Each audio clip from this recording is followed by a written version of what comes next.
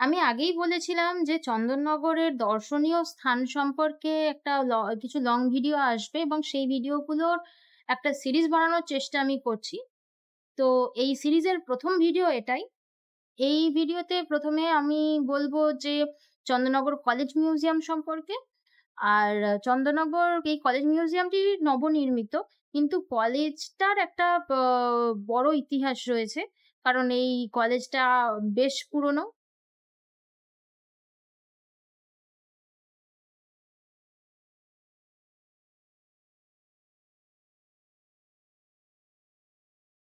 এবার আমরা দেখব চন্দননগরের নবনির্মিত চন্দননগর কলেজ মিউজিয়ামটি। তার সাথে কিছু ইতিহাসের পাতাও উল্টানো যাক। গঙ্গা তীরবর্তী প্রাচীন চন্দননগর শহরের ঐতিহ্যবাহী শিক্ষা প্রতিষ্ঠান চন্দননগর কলেজ। 1862 সালে স্থাপিত কলেজের পূর্বতন নাম ছিল এकोल दे सात मेरी। ফরাসিদের হাত ধরে এই শিক্ষা প্রতিষ্ঠানটি গড়ে উঠেছিল। 1901 সাল থেকে এই কলেজ দুপলে কলেজ নামে পরিচিত হয়। পরবর্তী সময়ে 1948 সালে নাম পরিবর্তন করে চন্দননগর কলেজ রাখা হয়। চন্দননগর কলেজ প্রথম থেকেই একটি ব্যতিক্রমী প্রতিষ্ঠান। একদা কলেজের সহ অধ্যক্ষ চারুচন্দ্র রায়ের নেতৃত্বে কলেজ সহ গোটা চন্দননগর শহর বিপ্লবী কর্মকাণ্ডের আখড়ায় পরিণত হয়েছিল। সরাসরি স্বাধীনতা সংগ্রামের সঙ্গে জড়িয়ে পড়ার দায়ে 1908 থেকে 1931 সাল পর্যন্ত টানা 23 বছর কলেজ বন্ধ করতে বাধ্য করেছিল ব্রিটিশরা। 200 বছর আগে ফরাসিদের দ্বারা নির্মিত একটি ভবনে এই জাদুঘরটি স্থাপিত হয়েছে। পশ্চিমবঙ্গ ঐতিহ্য কমিশন ভবনটিকে ঐতিহ্যবাহী ভবন হিসেবে ঘোষণা করেছে এবং রাজ্য গণপূর্ত বিভাগ কাঠামোটি পুঙ্খানুপুঙ্খভাবে মেরামত করেছে। কেন্দ্র এই মিউজিয়ামের দেখাশোনা করছে, যা এই অঞ্চলের ইতিহাস এবং সাংস্কৃতিক ঐতিহ্যকে তুলে ধরছে, যাকে প্রায়শই মিনি ইউরোপ বলা হয়। সেই সাথে আদিবাসী সাহিত্য ও সাংস্কৃতিক ইতিহাসের বিভিন্ন দিকও তুলে ধরছে। 18 জন বিপ্লবী ছিলেন যারা হয় শহরে জন্মগ্রহণ করেছেন অথবা আশ্রয় নিয়েছেন, অথবা তাদের বিপ্লবী কর্মকাণ্ডের জন্য বেশিরভাগ বছর চন্দননগরে কাটিয়েছেন। চন্দননগরের সাথে যুক্ত বিপ্লবীরা হলেন রাসবিহারী বসু, অরবিন্দ ঘোষ, মতিলাল রায়, চারুচন্দ্র রায়, কানাইলাল দত্ত, শ্রীশচন্দ্র ঘোষ, উপেন্দ্রনাথ বন্দ্যোপাধ্যায়, দীনেশচন্দ্র মজুমদার, কালীচরণ ঘোষ, জ্যোতিষচন্দ্র মজুমদার ইত্যাদি। কলেজের এই মিউজিয়ামটি বিপ্লবীদের গৌরবময় স্মৃতির উদ্দেশ্যে উৎসর্গ করা হয়। 5টি ঘর বিশিষ্ট এই মিউজিয়ামে আছে একাধিক বিপ্লবীর হাতে লেখা চিঠি থেকে শুরু করে ব্রিটিশ পুলিশের রিপোর্ট, চরকা, ডিঙি নৌকা, প্রাচীন তাঁত টাইপরাইটার সহ সশস্ত্র স্বাধীনতা আন্দোলনের সঙ্গে যুক্ত বিপ্লবী কর্মকাণ্ডের নানান নমুনা। রয়েছে বিপ্লবীদের একাধিক দুষ্প্রাপ্য ছবি, মূর্তি, পুরনো খবরের কাগজের কাটিং ইত্যাদি। চন্দননগর কলেজ মিউজিয়ামের 5টি ঘর শহরের ইতিহাস, স্বাধীনতা আন্দোলন এবং কলেজের ঐতিহ্য ফুটিয়ে তুলতে ভিন্ন ভিন্ন থিমে সাজানো হয়েছে। প্রথম, দ্বিতীয় ও তৃতীয় ঘরে রয়েছে শহর ও বিপ্লবীদের ইতিহাস এবং চতুর্থ ও পঞ্চম ঘরে সাজানো আছে স্থানীয় শিল্প ও কলেজের ক্রমবিকাশ।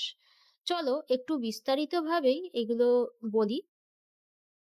প্রথম ঘরে রয়েছে চন্দননগরের 3 গ্রাম থেকে আজকের শহরে পরিণত হওয়ার ঐতিহাসিক তথ্য। এছাড়া এখানে রয়েছে শহরের ঐতিহাসিক স্থান ও সৌধের আলোকচিত্র। আরও রয়েছে বাংলার বিশিষ্টজনদের সঙ্গে চন্দননগরের সম্পর্কে চিত্র। দ্বিতীয় ঘরে রয়েছে স্বাধীনতা সংগ্রামের বিপ্লবীদের নিয়ে আলোকচিত্র ও ভাস্কর্য। আর আছে বিপ্লবীদের স্মরণে বিশেষ ইনস্টলেশন ও সেরামিক রিলিফ কাজ। তৃতীয় ঘরটিতে রয়েছে চন্দননগরের বৈপ্লবিক কর্মকাণ্ডের দুর্লভ আর্কাইভাল নথিপত্র ও লন্ডনের পুলিশ রিপোর্ট থেকে সংগৃহীত বিপ্লবীদের তথ্য। চতুর্থ ঘরটিতে বেশ কিছু ইন্টারেস্টিং জিনিসপত্র রয়েছে, যেমন ফরাসডাঙ্গার লুপ্তপ্রায় তাঁতশিল্পের ঐতিহ্য ও তাঁতযন্ত্র, চন্দননগরের দেশীয় ব্যায়াম ও শারীরিক কসরতের সংস্কৃতি।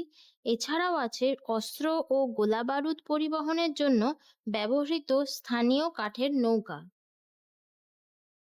পঞ্চম ঘরটি প্রধানত কলেজের ক্রমবিকাশ সম্পর্কেই। রয়েছে কলেজ দুপ্লে থেকে বর্তমান চন্দননগর কলেজের বিবর্তনের ইতিহাস, বিপ্লবী কর্মকাণ্ডের কারণে কলেজের দীর্ঘ 23 বছর বন্ধ থাকার তথ্য। এছাড়াও আছে উপাধ্যক্ষ চারুচন্দ্র রায় ও অন্যান্য ব্যক্তিত্বের অবদানের ইতিহাস।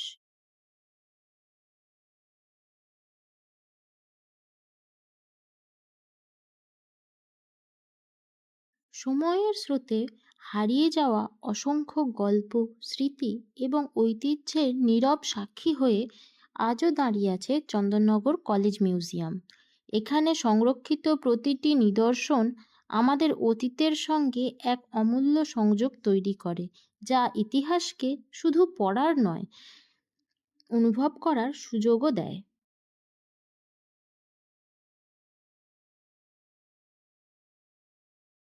এই মিউজিয়ামটি শুধুমাত্র শনি ও রবিবার বিকেল 5টা থেকে সন্ধে 7টা পর্যন্ত খোলা থাকে, আর টিকিটের মূল্য মাত্র 5 টাকা।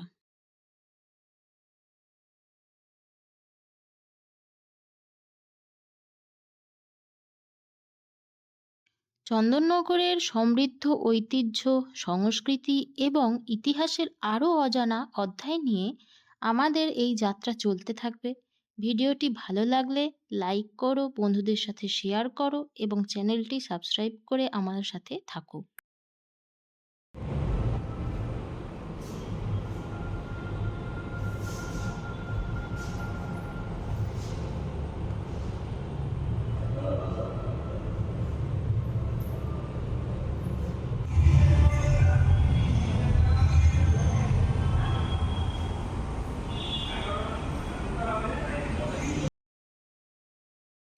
পরবর্তী পর্বে আমরা চন্দননগরের আরেকটি গুরুত্বপূর্ণ স্থান ও তার ইতিহাসের গল্প নিয়ে ফিরে আসব। ততক্ষণ পর্যন্ত ভালো থাকো, ইতিহাসকে জানো এবং নিজের ঐতিহ্যকে ভালোবাসো। টাটা।